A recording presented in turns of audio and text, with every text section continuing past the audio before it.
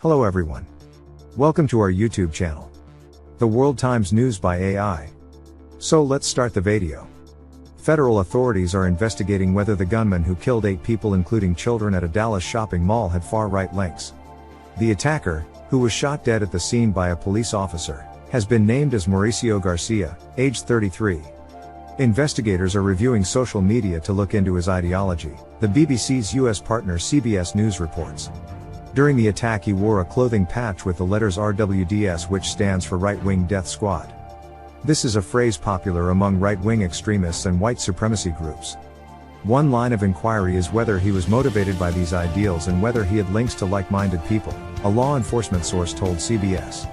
The gunman used an AR-15 style rifle and wore combat gear during the shooting, with multiple rounds of ammunition found on him.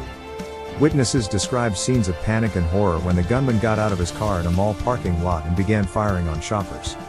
The rampage was brought to an end by a police officer who was attending a different call and happened to be nearby.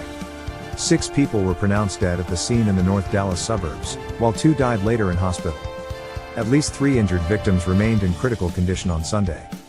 President Joe Biden described the rampage as the latest act of gun violence to devastate our nation. He confirmed that children were among those killed, saying that too many families have empty chairs at their dinner tables. The president called once again on his political opponents in the Republican Party to support tougher gun controls.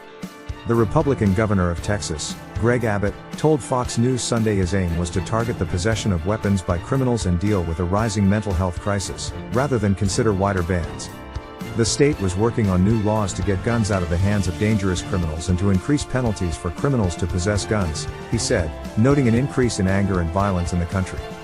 What Texas is doing in a big-time way, we are working to address that anger and violence by going to its root cause, which is addressing the mental health problems behind it. Garcia was reportedly working as a security guard at the time of the shooting and did not have a serious criminal record.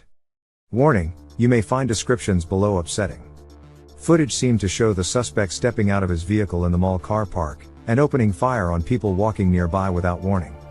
One woman working in the mall said the first she knew about the attack was a customer approaching her and warning, "You all need to close the doors."